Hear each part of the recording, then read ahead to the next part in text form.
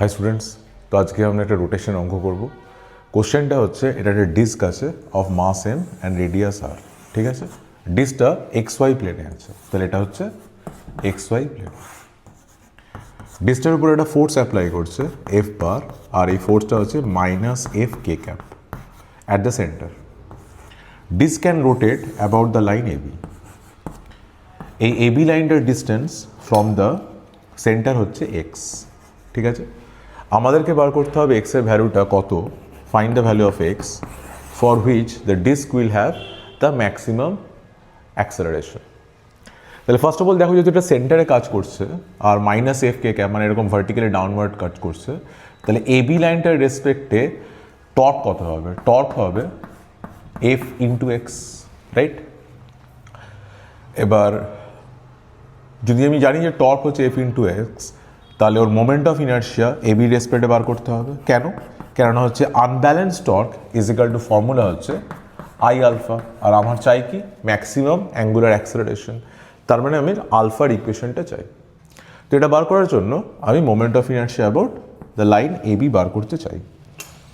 First of all, ডিস্কের moment of inertia তোমরা সবাই জানো যে এম আর স্কোয়ার বাই 2 হয়, কিন্তু সেটা কার রেসপেক্টে হয়? জেড অ্যাক্সের রেসপেক্টে হয়। তাহলে এখন প্যারালাল অ্যাক্সিস থিওরেমকে অ্যাপ্লাই করে এবি রেসপেক্টে আগে মোমেন্ট অফ ইনার্শিয়া বার করতে হবে। তাহলে দেখো এবার এক্স অ্যাক্সিস এই ডিস্কটাকে কত রেশিওতে ডিভাইড করছে?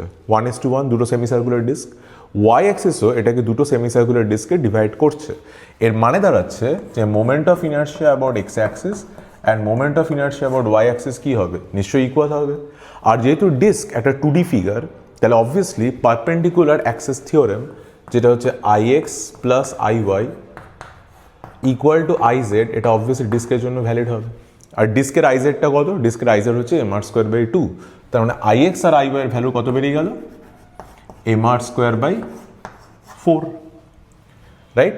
এবার এক্স অ্যাক্সিসটা সেন্টার অফ মাস দিয়ে পাস করছে, আর এটা এবির সঙ্গে প্যারালাল, তাহলে আই এবি কত হবে? I C M plus M D square, ডিটা হচ্ছে পারপেন্ডিকুলার ডিস্টেন্স। তাহলে এই আই সি এমটা, যেটা হচ্ছে এক্স অ্যাক্সিসের মোমেন্ট অফ ইনার্শিয়া, তার ভ্যালু কত বেরোলো? তার ভ্যালু বেরোলো এম আর স্কোয়ার বাই 4, আর ডিটা হচ্ছে এক্স, তাহলে এটা বেরিয়ে গেল এম এক্স স্কোয়ার। তাহলে this is the moment of inertia of the disc about the line AB. আর আমরা অলরেডি এবি লাইনটার রেসপেক্টে যে টর্কটা হবে তার ভ্যালুটা এখানে বার করে নিয়েছি, এই ভ্যালুটা। তাহলে টর্ককে যখন আমি এই মোমেন্ট অফ ইনার্শিয়াটা দিয়ে ডিভাইড করে দেবো, আমি কি পেয়ে যাব? আলফা। তাহলে আলফার ইকুয়েশন কত হবে? আলফার ইকুয়েশন হবে টর্ক, যেটা হচ্ছে F into x divided by M R square by 4 plus M এক্সের square. This is the alpha. টার্গেটটা কি? টার্গেটটা হচ্ছে এই আলফাটাকে কি করা?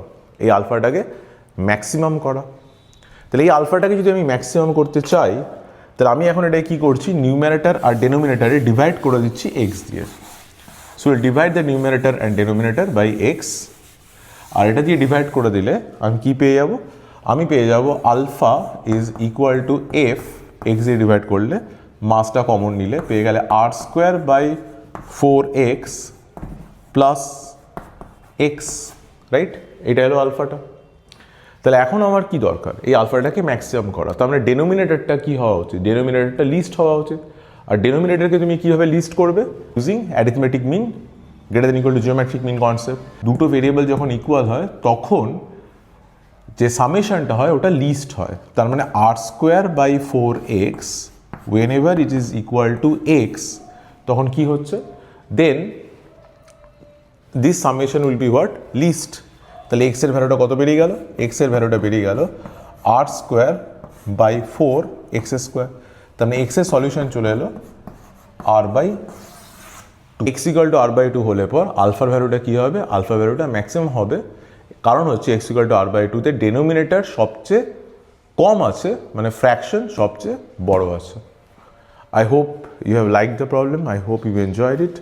See you in the next video. Tata.